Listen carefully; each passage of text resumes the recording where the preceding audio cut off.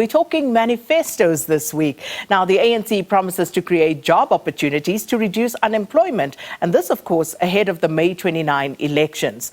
With a population of around 62 million people, South Africa currently has one of the highest unemployment rates in the world at 32.1%, according to Stats SA. Now, on the 24th of February, the ANC President Cyril Ramaphosa launched the party's 58-page election manifesto in KwaZulu-Natal. And the ANC's manifesto focuses on 6 priority areas to help grow the country's ailing economy. Among them, a plan to create more than 2.5 million job opportunities in the next 5 years. And the question is, can the ANC deliver on its promises and address the many challenges that the country faces, like the stagnant economic growth, rising levels of poverty, unemployment, crime, and of course, the crippling electricity crisis? So to help answer some of these questions and help us wade through the manifesto, we're joined in the studio by ANC Treasurer General Dr. Gwen Ramokgopa. Thanks so much for coming through. You're welcome to Morning Live. Thank you very much, Sakina, and thanks for inviting me here, and good morning to your viewers as well. Dr. Ramokgopa, let's start with, again, the battleground that is KZN, and it's stacking up, as things stand right now, to be one of those that the parties who are hoping to get to the top will have to show well in. Indeed, we know that both KwaZulu-Natal and Gauteng are the most populous provinces, and we have been crisscrossing the 2 provinces in addition to the others, but more focusing on these 2 because of that reason. And we know that historically, these are the provinces that have given us great numbers to govern South Africa, and we look forward to the continued support from voters. We must acknowledge that in the past elections, including the 2021 elections, we have seen a number of voters not coming out to vote for one reason or the other.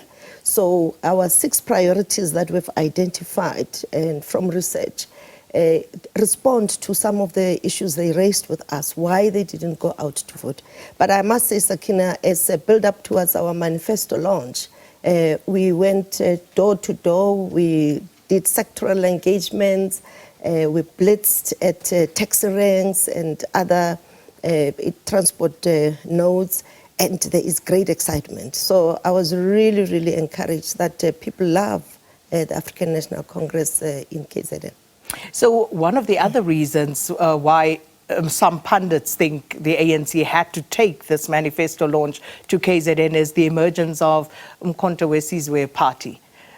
Are you concerned about them in terms of eating into your support in KZN? We must acknowledge that the developments of the formation of the MK party is a concern for us.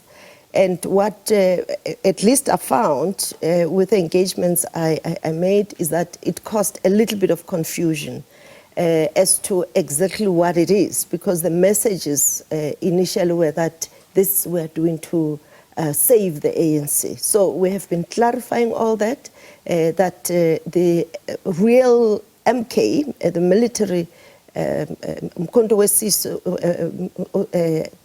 as an ANC military wing, has established itself as MK Liberation War veterans. We remember that we had the MK itself, Umkhonto weSizwe, as well as the council. So they merged to form MK Liberation War veterans. And as we explain, many of cadres of MK, they appreciate that, and they have come back, and they are committed to making sure that indeed we salute the contributions of MK, and we strengthen MK Liberation War veterans, and that the ANC remains the political leadership and guardian of MK veterans, the true MK veterans.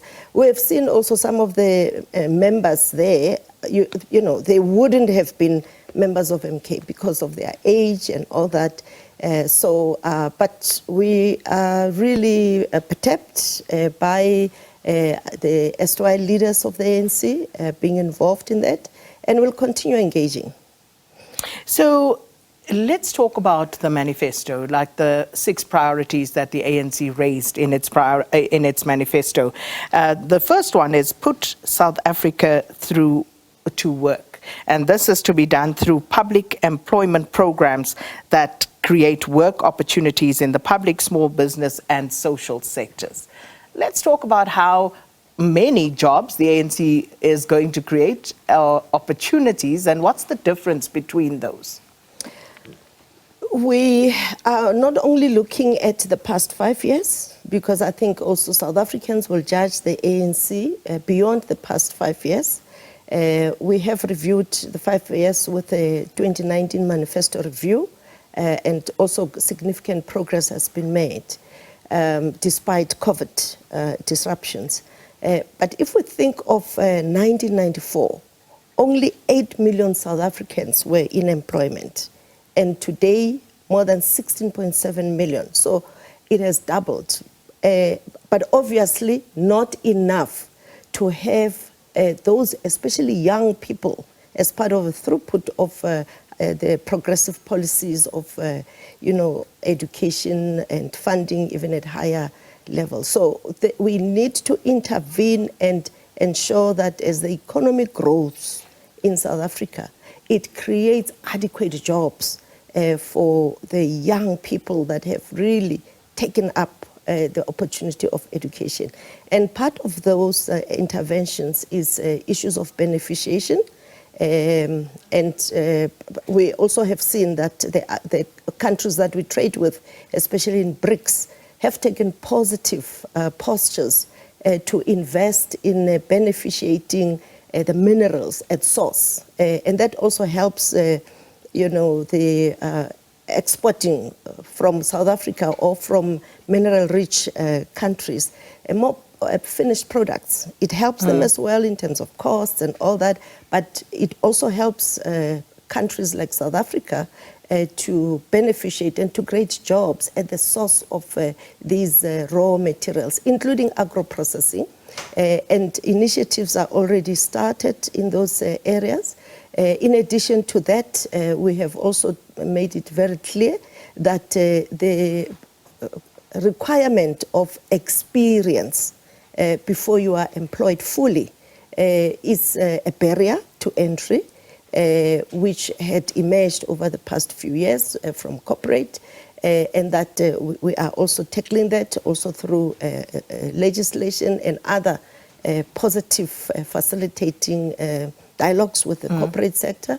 And indeed, the other interventions then would also include using the funds of the SETAs to support skills development as intended in a more aggressive and assertive manner. So we are encouraged that in the past 5 years, that's ending, more than 1 million new jobs and job opportunities have been created despite the difficulties of COVID and other challenges like floods and all those disruptive elements. And this is the thing, hence I asked for the distinction between quality, sustainable jobs and job opportunities, because sustainable jobs would be jobs that people would be in for the long term. Job opportunities could be anything from a contract here, 3 months, an opportunity here of an internship, or maybe some project growth opportunities that exist. So where's the distinction? Let me ask this. So the 2018 investment conference, as you speak about beneficiation and the investments that are coming through, there was a promise of 275,000 jobs that would be created annually. How have we tracked on that? If you remember, Sakina, this is part of the President's commitment to attract investment in South Africa. And he has met his target. And we also know that during that period, in terms of the presidential employment stimulus program, there were jobs and job opportunities. I think we talk about jobs and job opportunities interchangeably. For instance, if you look at the teacher assistants, I think it's over 800,000 teacher assistants that we have to support teachers as they were coming back from the COVID problem. Now the review is that perhaps we must consider making this a permanent feature. And indeed, some of our kids go to schools where there are teacher assistants to assist the teachers with non-academic or non-subject-based support to our children. And those are some of the possible real job opportunities that are there. Should we not give these young people an opportunity with the skills that they have, because that's not a permanent job? We say no. It's an opportunity to gain experience in a job environment and also to share their skills in supporting our children and the teachers as such. So we value what then that. After that? Because one of the questions then, you spoke about the economy, and the economy is not growing. So, because if we're going to say 0.6% growth is growth, then we've got problems. It's growth on paper, but it's not moving the needle, especially if you consider that even population growth is outstripping our economic growth. So we've got problems. Indeed, I've acknowledged that. We have acknowledged that. That's why issues of jobs is a key area of intervention. We also have put a lot of effort on infrastructure development, on promoting manufacturing, and all these require skills. And we must leverage the investment in higher education, including the colleges as well, technical colleges, technical skills that our young people have acquired. So all these investments should be able to absorb especially young people that are unemployed. So we look forward to another 5-10 years of building on the successes we've had, taking the lessons from the challenges that we have gone through. And indeed, we're really positive, and our people are positive. We have recovered, our economy has recovered significantly from COVID disruptions. And yes, we still have to do more together, especially with the corporate sector. It's not only government that should create job opportunities. Government has done exceptionally well in this regard. We need to intervene in the private sector, working with progressive leaders in the corporate sector. We need corporate South Africa that is focused on assisting the environment to even do better. Are you saying they are not? Well, at the moment, not adequately. And some of the objective challenges, for instance, the issue of load shedding has been a difficulty. And government's responsibility is to look at resolving that. And indeed, that's what we have really applied our minds on.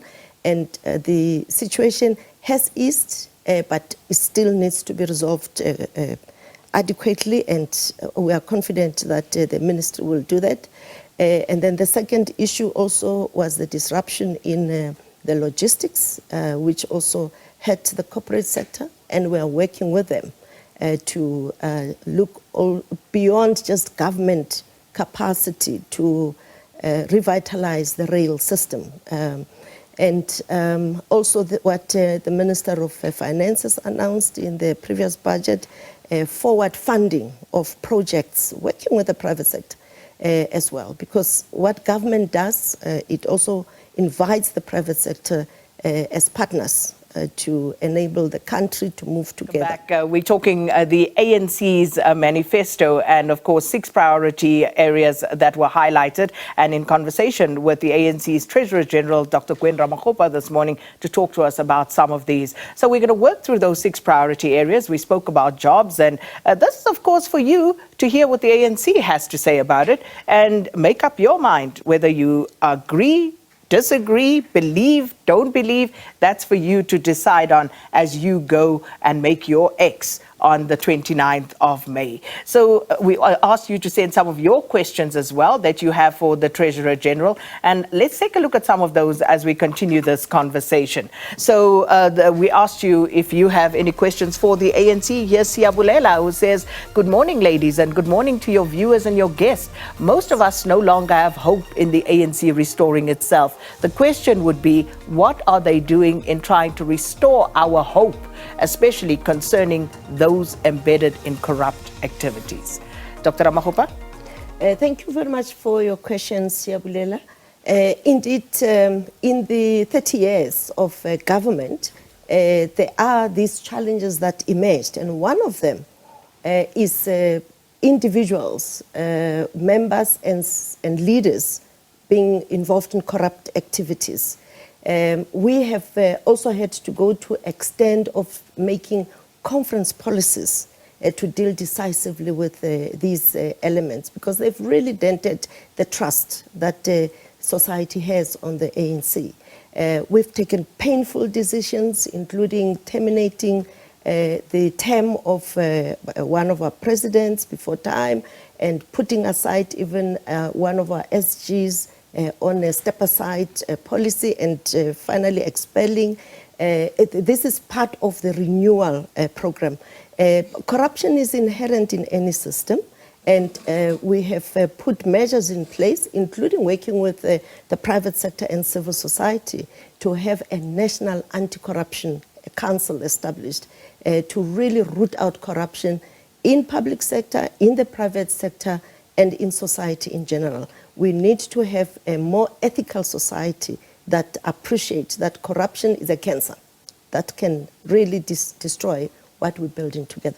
But what we have achieved over the past 30 years of freedom, we must build on it. We should not allow anybody to say to us, we have not done anything. We have done a lot. We have figures. For instance, I've just said that in 1994, since then we've doubled the number of people employed, but we know that it is not enough jobs created. But to be fair, the population has also grown in that time. Yes, it has grown. We have laid out infrastructure, over 1,000 clinics, over 50 hospitals and so forth, houses and all that. For the first time, now almost 1 million more women own their houses. They didn't have the right to ownership and all that. So let us look at what we should not throw away with the problems that have emerged, but deal decisively with those that are a dent on the 30 years of our democracy and freedom. This one's from Ntobeko, who says, good morning, ladies. My question is, when will the ANC stop self-sabotaging by totally turning a blind eye to the incompetence of SAPs? Community police forums are doing the actual police work. Chapter 12 of the NDP is a pipe dream. We acknowledge, Ntobeko, that indeed the issue of crime and criminality is one of the cancers in our society. And I'm glad that you appreciate the good work that the community policing forums are doing. And through the community police forum, let us identify those police that are not doing their job, especially management. My experience, for instance, in health, the running of clinics and hospitals, the areas that I've been previously deployed to, I found that management is a key catalyst to progress and achieving the objectives. So where things don't work, the community policing forum, yes, they must assist communities, but we must speak out and say we want better leadership in our various communities.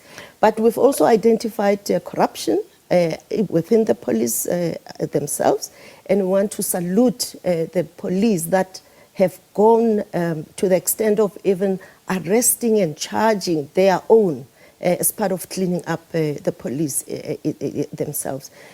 We also appreciate that over the past few years, additional funding was provided to increase the police force, and training is now intensified, especially for detective work and so forth. So as criminals become more sophisticated, more brazen, the police must meet the task as well. Well, that's the response. Mboniseni asks, good morning, ladies. I think ANC failed a lot of people, and even now they don't have a lot to say to the citizens, apart from reflecting on Tinswalo, who was born 30 years ago without hope of future. We need service delivery and accountability from those people with authority. What Mboniseni raises around Tinswalo, I've spoken to people who are even older than 30 years, and they are saying, we are also the Tinswalos. The Tinswalo story is a story of hope. It's a story of the progress we've made. And for instance, those, what we call the black middle strata, not enough as yet, but it has bulged over the past 30 years. That's a Tinswalo story. Some of them are older. The women who now have the right to be in leadership position, to own up property, who did not have by the laws of the past. It's the Tinswalo story of progress over the 30 years. So as we deal with the new, emerging and more stubborn problems, let us still work together to resolve those. Defeating apartheid required us to focus on the problem at hand and not point fingers at ourselves, except where people do wrong. Like, for instance, we know the homeland systems, those who supported that delayed our freedom and all that. So we pointed at the wrong, dealt with the systems that are wrong, but we still forged together to achieve this freedom. We can forge together to build on the freedom for a more shared prosperity that we committed to in the Freedom Charter.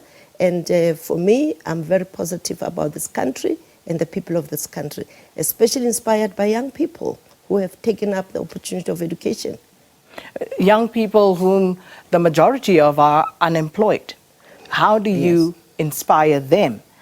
Because yes, the opportunities are there. Yes, many South Africans have benefited, but those who have benefited and benefited well are in the minority compared to the ones who are still struggling, the ones who are still crying for better houses from the ones that you have built. And to be fair, that situation has been corrected of late, but you will acknowledge that there was a time when there was very shoddy work, again, because of corrupt activity, where people were just building very shoddy structures for people to live in that had to be corrected. I remember under Tokyo Sekgwale as a Human Settlements Minister, they had to go and correct what was done in terms of the sort of RDP houses that were built. You look at other service delivery issues. You spoke about the schools, the clinics, and yet people are still running and taking their children to schools in suburbia because the quality, they say, is not what they expect. Sakina, you know, there is, it is a human, maybe context. It's human to focus on a pimple that you have and not on the totality of the picture. And also to say, I can do more and I can do better. And that is also what we acknowledge and accept with South Africans and also ourselves. Our message is that we have done a lot together. I think the issue of housing is unprecedented globally. Even after the world wars, there is no society that has built so much housing and supported so many households within the period of time as a state. So yes, the state overstretched itself. For instance, the infrastructure we laid out, the adequate funding for its maintenance was not put, and that is why we have these challenges. Yes, there are many young people that have gone through the universities and all that. Some have got into jobs that they never had. For instance, we have young women who are Boeing pilots. We've got young women who are in the defense in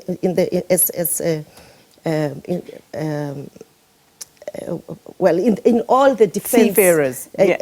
But as part of the defense, we've got young people who are even physicists and doctors and all that. We must celebrate them. We can't wish them away, but we also acknowledge that that should be the ray of hope, that if we could do that, maybe with a third, then it means that we need to do better and more faster and more smarter, especially using technologies. And you could have done better if not for corruption.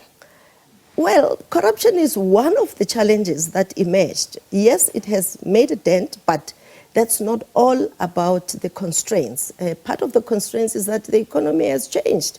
We now have a more digital economy than when we started, so it is also adapting. We have, for instance, now invested in sustainable solutions, whereas in the past, especially, we had more energy sources that were not clean. We now have to change and look at more cleaner energy. So the environment is also changing. But are you not shifting the goalpost on that one?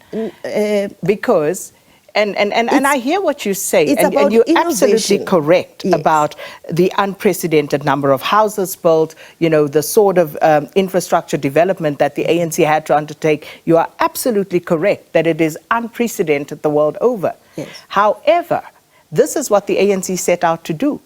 Yes. This is what the ANC liberated this country for, so that they could build a better life for all South Africans, and not just for the few South Africans who benefited under apartheid.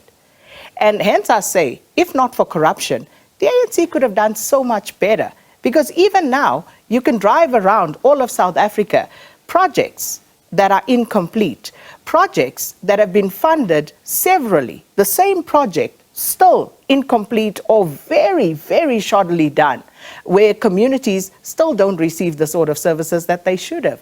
So that sort of corruption was highlighted in the Zondo Commission as well, where many of your members as the ANC and some of them top government officials were cited.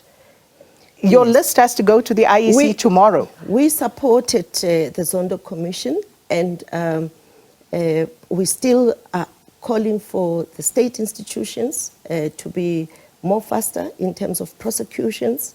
Those cases are being investigated by the NPA, and we want to call on South Africans, because some of these corrupt activities are not only limited to the private sector. I've engaged also JSE listed companies to say, how do you cope? And they also cited that it is also a problem.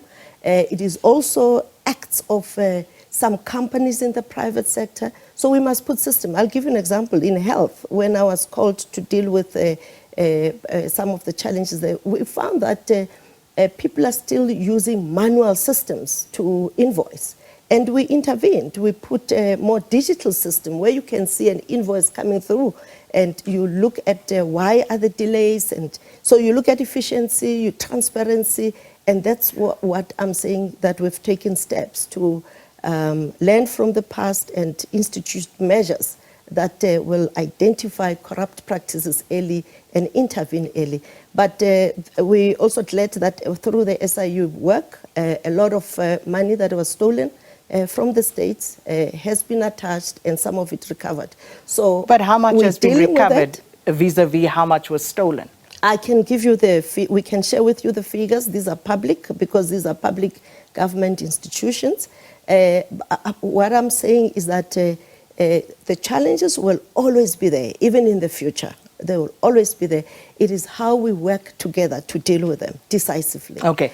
Yes. We're going to go to a voice note, but before we go to that, the list process, yes. And of course, your lists have to be submitted, not just the ANC, all parties, to the IEC by tomorrow. So, yes. are there going to be people who have been cited in one way or another for some sort of corruption or any other charges that have been brought against them?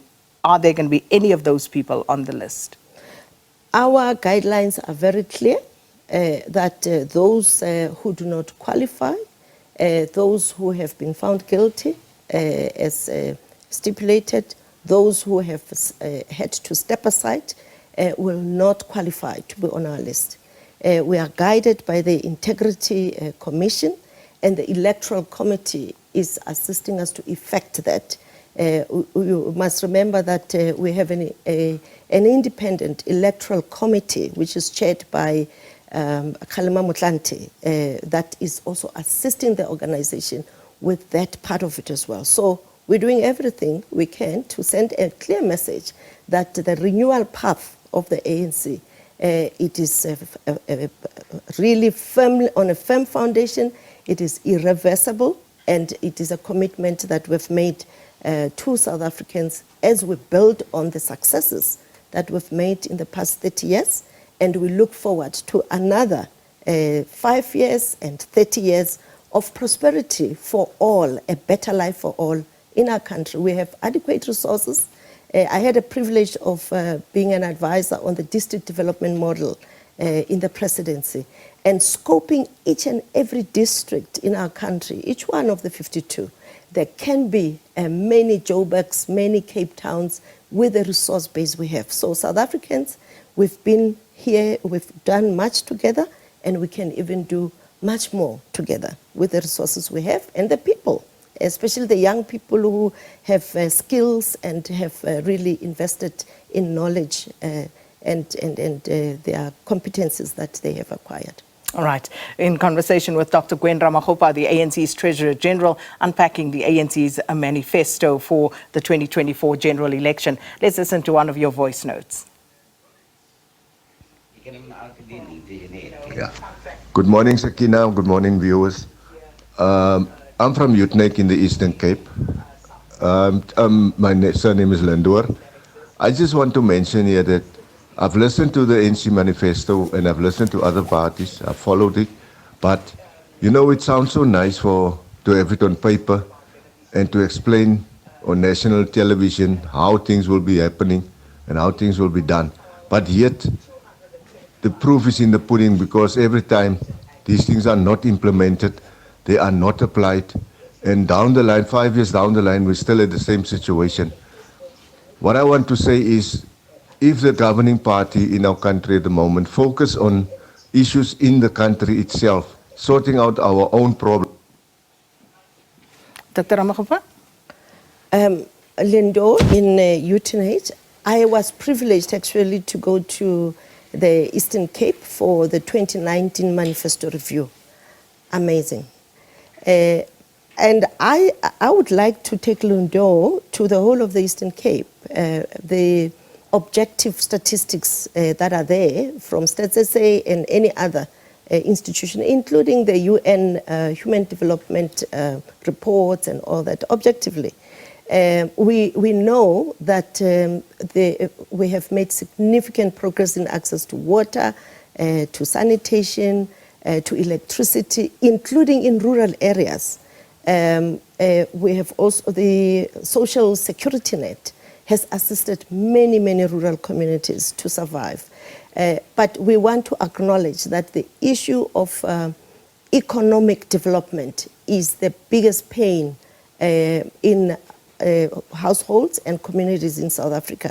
And yes, Lindo, the issue of economic growth, it is a challenge that we must tackle head on and build on the successes we've made, but also acknowledge that there's a need to do more and better. And that's why I referred to the district development model as well. Utenek and Eastern Cape in particular also have the ocean economy, which is not fully tapped. And those are the areas that we, in our manifesto, we say we should look at together. Energy security, just looking at one of your other priorities, building our industries for an inclusive economy by implementing a cross-cutting of industrial strategy that drives growth and creates opportunities. So looking at that, how are you going to do that if we don't have stable energy supply? The President, Cyril Ramaphosa, did allude to the mixed energy solutions that we are putting in place, which also include the issue of nuclear energy, and we've made progress in that. There is a partner that has been appointed already and announced to the public. We're also looking at more cleaner energy, including even fossil fuel, using more cleaner technologies, even on coal that we have. But we also have invested in the hydrogen economy. There are a number of projects that are upcoming. So in addition to stabilizing the grid, that Minister of Electricity is also focusing on. So the interventions that we have put in place are providing that firm basis to stabilize the energy security for our country. But is that in the immediate term? Is that, somewhere down the line? Because when you talk nuclear, that's not something that's going to come on stream anytime soon. You're aware that South Africa had capabilities in nuclear power, the Kuha projects amongst others. So we are looking at leveraging those capacities and capabilities, but also using more newer technologies to fast track those interventions. But we'll come back and outline more on the timelines and timeframes. But already the grid has been stabilized in terms of generation, and there's work being done on the transmission side. What do you mean the grid has been stabilized? It has been stabilized because we have appointed a dedicated minister to assist, particularly the president, to stabilize. You remember... but what does stabilize mean to you? Look, there were also... If we had left the problems as the way, we would have been in stage 8 of load shedding. We never got to that. And we have active management of our grid so that it doesn't collapse. Okay. And of course, we will come to opportunities where we can, get into the questioning around what is being said. We're just going over the manifesto. So in terms of the ICJ and the situation in Palestine? The posture of South Africa, especially of the African National Congress, has always been a humane one, supporting and human rights of everyone. And we ourselves, for fighting for our human rights in South Africa, we went to the international community to say we believe in Ubuntu, that another human being anywhere in the world is because we are, and we are because they are also humane.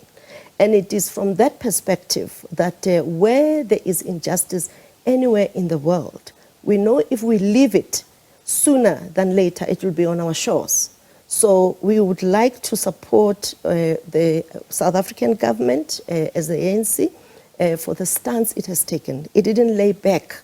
And yes, there's a lot of backlash, but Nelson Mandela and our forebears taught us that it is about human rights of all of us. If we don't protect our collective human rights, ensure that the UN system works for all of us, we ourselves are vulnerable. So it is the interest of the Palestinians, and we have also supported the ICJ's ruling that those that are kidnapped should also be released. President Ramaphosa also intervened, for instance, in the Ukraine-Russian conflict to get the children of Ukraine released. So it's about acknowledging that we are one humanity. 30 seconds. Why should people vote for the ANC? We should vote for the ANC because there is a track record, a tangible track record of having led the struggle for freedom, and in the past 30 years, making South Africa much better than it was, and reaching out to those that were previously disadvantaged, but also taking lessons from the challenges that were there. And we have concrete plans to especially tackle jobs deal with the high cost of living, and also making sure that we expand the basic services, especially in terms of the maintenance of infrastructure, and dealing decisively with crime, criminality and corruption. Well, thank you so much. Dr. Gwen Ramokgopa is the ANC's Treasurer General and unpacking there for us the ANC's manifesto for 2024.